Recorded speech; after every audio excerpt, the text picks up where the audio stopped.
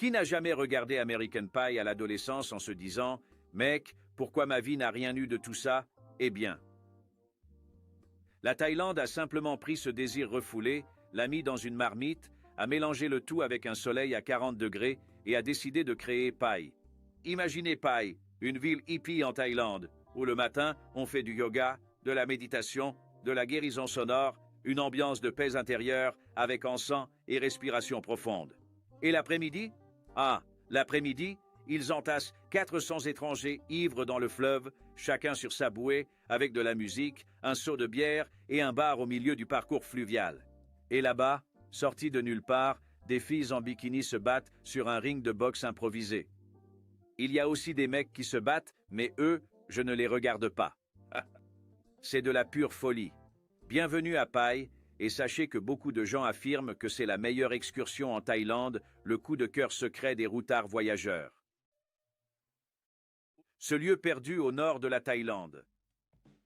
Pai est une ville qui le matin semble être une retraite spirituelle et l'après-midi, un épisode interdit d'American Pie, version thaïlandaise. Pai se trouve dans le nord de la Thaïlande, à environ 3 heures de Chiang Mai, bien enfoncée au milieu des montagnes. Petite, isolée et si discrète qu'un clin d'œil sur la carte la fait disparaître. Ce n'est pas Phuket, ce n'est pas Bangkok, et ça n'arrive même pas à la cheville de la renommée de Chiang Mai. Presque personne ne la connaît, et c'est peut-être cela même qui fait tout son charme. La route pour y parvenir est une succession interminable de virages, véritable défi d'endurance pour ceux qui aspirent sincèrement à une tranquillité spirituelle. Cependant, quand vous y parvenez enfin, vous comprenez vite pourquoi tant de personnes en sont éprises. L'endroit est magnifique. Vallées verdoyantes, rizières, cascades, brouillard en fin de journée, café mignon, temple, source chaude. Pai, c'est ce village qui semble s'être arrêté dans le temps. Elle est assez petite pour la traverser à pied, mais assez grande pour attirer des routards du monde entier qui veulent disparaître quelques jours. Et le plus amusant? Malgré tout ce côté zen, cette méditation, ce yoga, cette nourriture saine, cette ambiance hippie, la ville de Pai dissimule un aspect totalement inattendu de ceux qui feraient penser à n'importe quel moine. C'est vraiment excellent. Parce que derrière cette sérénité, la ville est devenue l'un des secrets les mieux gardés des routards en quête de 2 choses, une nature magnifique et des fêtes à prix abordable.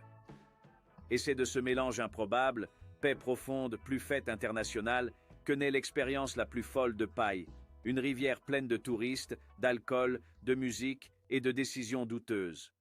Le paradis zen. Au petit matin, la ville de Pai évoque une cité tout droit tirée d'un documentaire sur un mode de vie paisible et simple.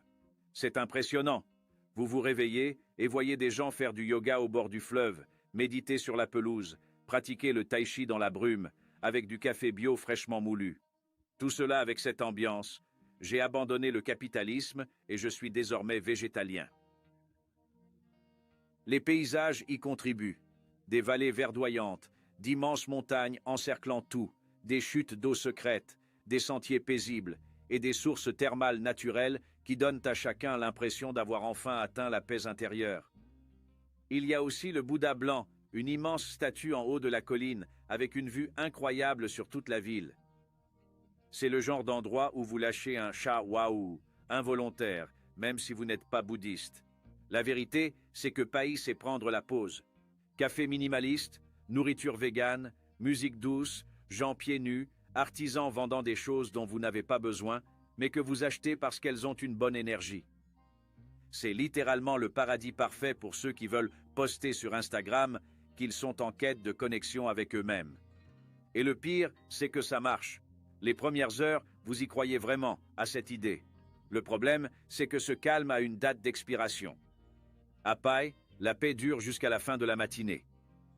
Après ça, la ville opère un changement radical et complet.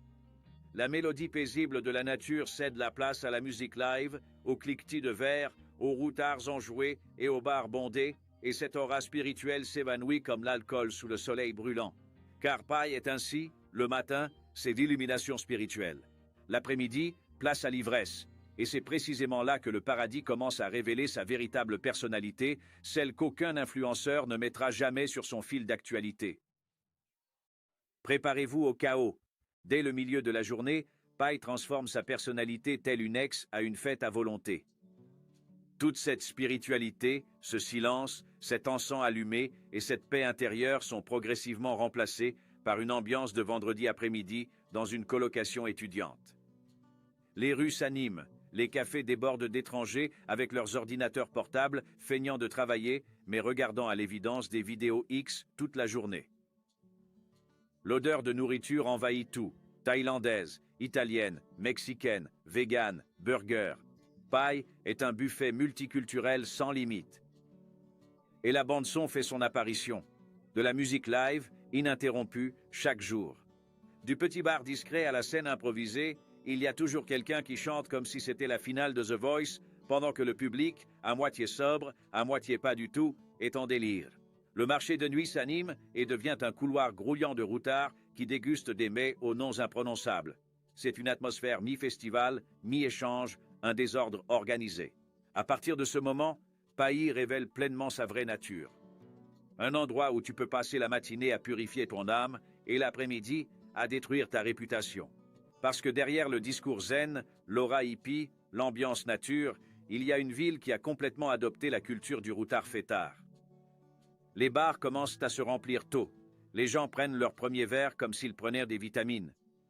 Et le discours du genre « je suis ici pour me reconnecter » se transforme rapidement en « on va juste faire un saut dans un bar ».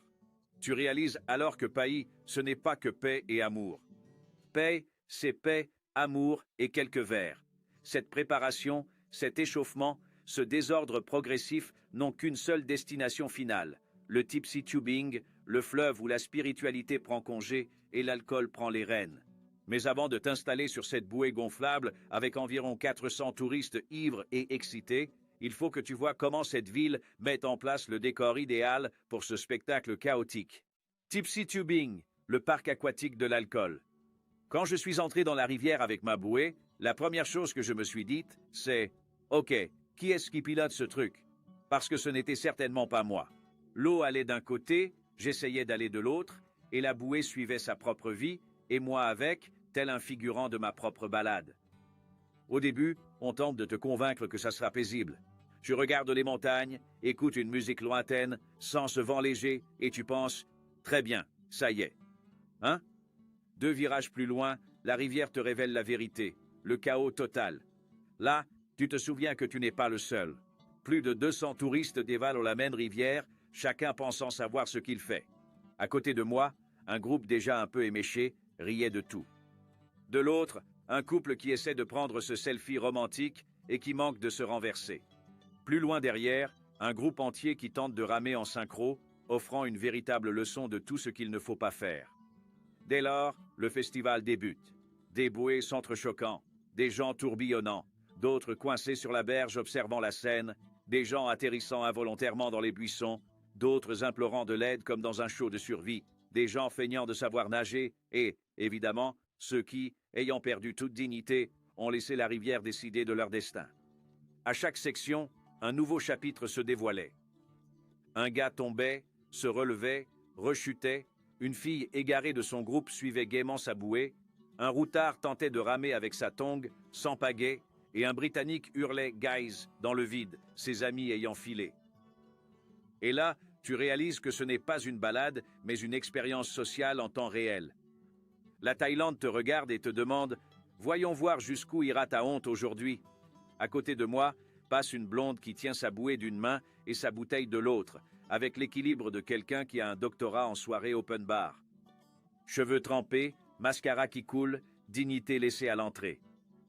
Juste après, une Suédoise parfaite, bronzage impeccable, ambiance zen, jusqu'à ce qu'elle lance « Tiens ma bière » et saute de sa bouée dans une décision qui clairement défiait les lois de la physique. Il y avait des gens qui tournaient sans but, une autre qui riait aux éclats en essayant de rattraper son copain kidnappé par les arbres, et l'Allemand qui tentait de contrôler sa bouée comme si c'était une mission militaire et qui échouait magnifiquement.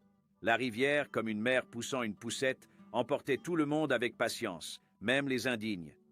Et puis arrive le moment auquel personne ne te prépare, le bar au milieu de la rivière. Oui, un bar au milieu de la jungle. Le capitalisme thaïlandais n'a vraiment aucune limite. j'ai amarré ma bouée à la corde comme si je garais une voiture imaginaire. Je suis monté, un peu chancelant, j'ai pris un verre et soudain, j'étais dans un mini-festival improvisé. Des gens qui dansent dans la boue, un frisbee qui vole, un DJ qui mixe, des filles qui jouent au volley, des verres qui passent de main en main, un couple qui se dispute et d'autres qui deviennent amis d'enfance avec des inconnus.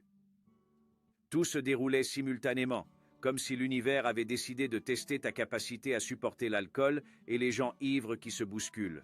Et bien sûr, la scène locale, un ring de boxe improvisé, des mecs costauds, des filles en bikini, des cris, des films et des spectateurs qui ne comprennent pas mais regardent. Là-bas, c'est comme ça. S'il y a de l'espace et de l'alcool, un sport apparaît. Le plus dingue, c'est que personne ne juge. On se bouscule, on se perd, on rit, on tombe, on se relève. Après cet arrêt, tous rejoignent le fleuve changé, plus joyeux, moins coordonné. Puis, à la fin de la descente, chacun est en mode « Je t'aime, mon pote », exprimé dans 10 langues diverses. Un Brésilien embrassant un Français, un Américain complimentant un Suédois, un Allemand formant un cœur avec ses mains. Un mélange à la fois magnifique et un peu pathétique. Et c'est là que l'on saisit pourquoi le Tipsy Tubing est le sommet de paille. Car le matin, la ville devant paix, yoga, spiritualité, encens, silence.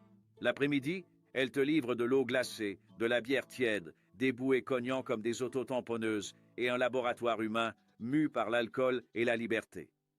Et je te jure, aussi chaotique que ça puisse être, c'est impossible de ne pas s'amuser. C'est fou, excessif, absurde, et c'est justement pour cela que c'est parfait. Là, il n'y a que toi, le fleuve, et des gens qui s'amusent de leur choix. Et à la fin, tu ris aussi, parce que ça fait partie du jeu, le retour des survivants. Le Tipsy Tubing, c'est très amusant, mais il y a aussi ce que personne ne poste sur Instagram, car soleil, eau et alcool n'apportent pas que du bonheur. Il y a toujours une facture cachée. D'abord, le soleil. Ce n'est pas un bronzage, c'est une grillade. Tu arrives excité, tu repars telle une tomate mûre oubliée. La moitié du groupe finit rouge, brûlant, implorant une ombre qui n'existe pas.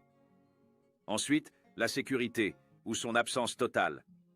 Pas de sauveteur, d'avertissement, ni de corde. C'est la rivière qui vous guide, la seule recommandation est « essayez de ne rien heurter de trop rigide ». Néanmoins, à chaque instant, quelqu'un se râpe le genou, perd sa tongue, percute la rive ou découvre à ses dépens qu'un portable ne flotte pas. Troisièmement, le chaos. Des groupes se perdent, des couples se disputent et sont emportés par des courants différents. Un routard disparaît subitement, pour réapparaître une heure plus tard, rayonnant, mais il était simplement dans la jungle avec une personne tout juste rencontrée.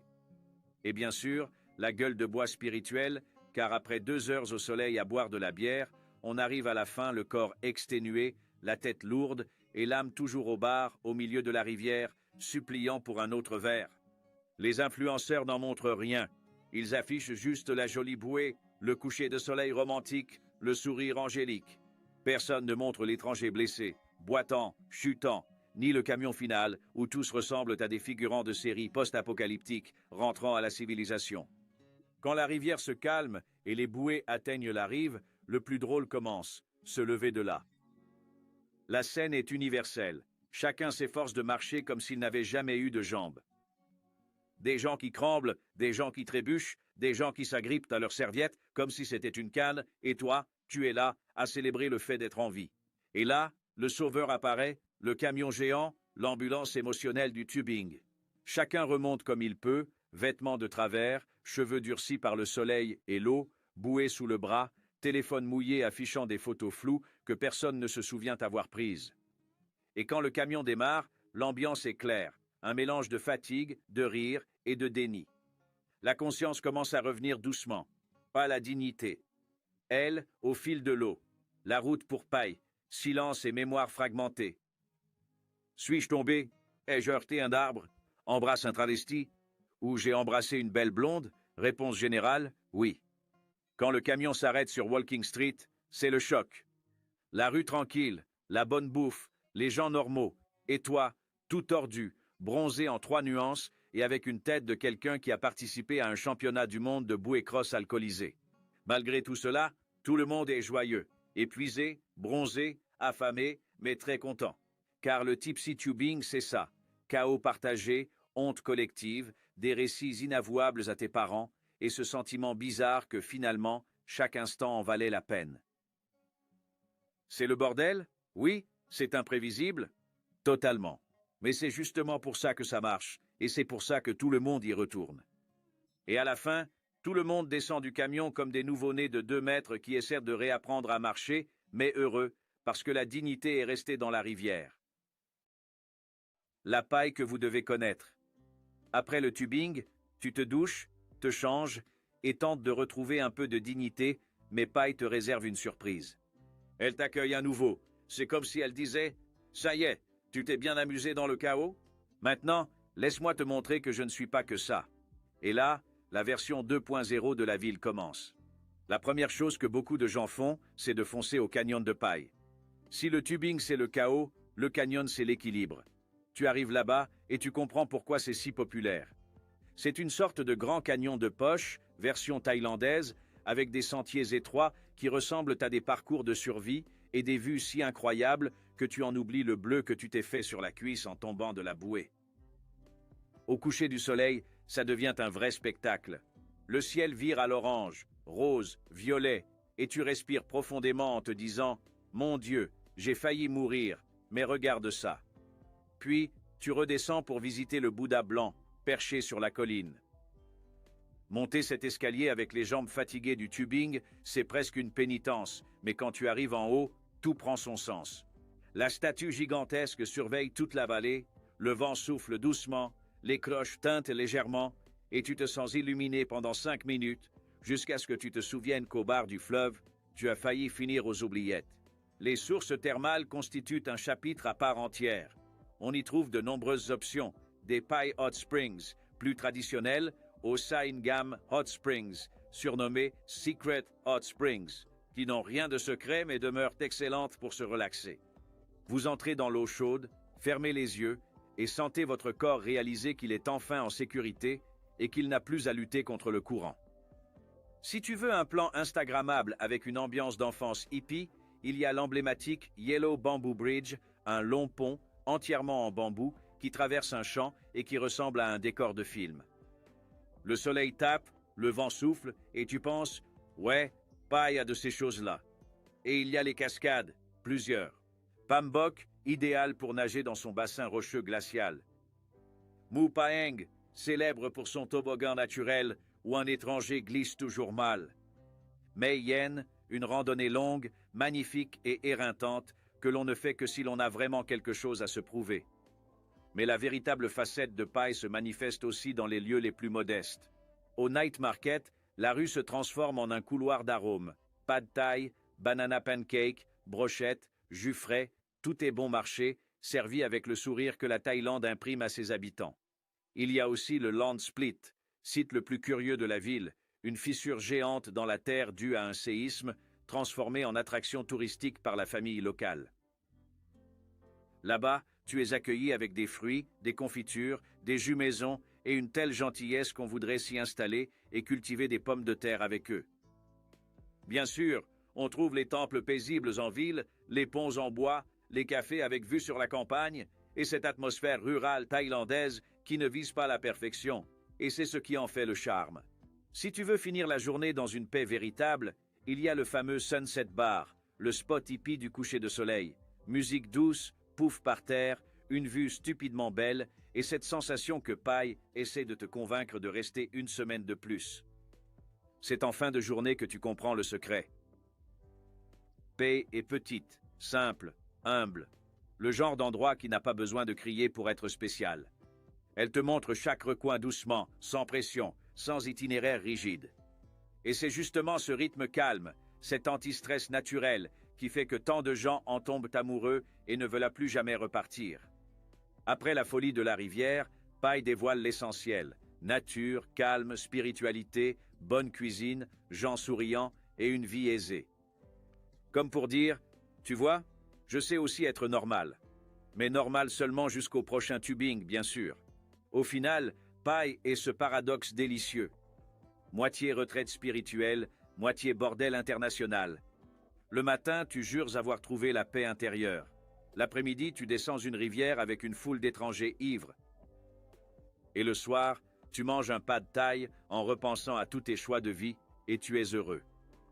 Paix n'est pas zen, paix n'est pas la fête. Paix, c'est les deux qui s'affrontent dans la même ville, et toi au milieu, sans savoir quelle version t'as conquis. Et c'est la raison pour laquelle presque tous y reviennent, car Pai est ce lieu qui te procure la paix avant de te donner des raisons de la perdre. Et bizarrement, les deux fonctionnent très bien ensemble. Si tu as survécu jusqu'ici, commente, paye, hey, et n'oublie pas de cliquer sur la vidéo qui s'affiche à l'écran. Si tu veux découvrir encore plus de ce pays plein de mystères, de pièges et d'histoires qui font que chaque routard repense à ses propres choix. Merci et à la prochaine.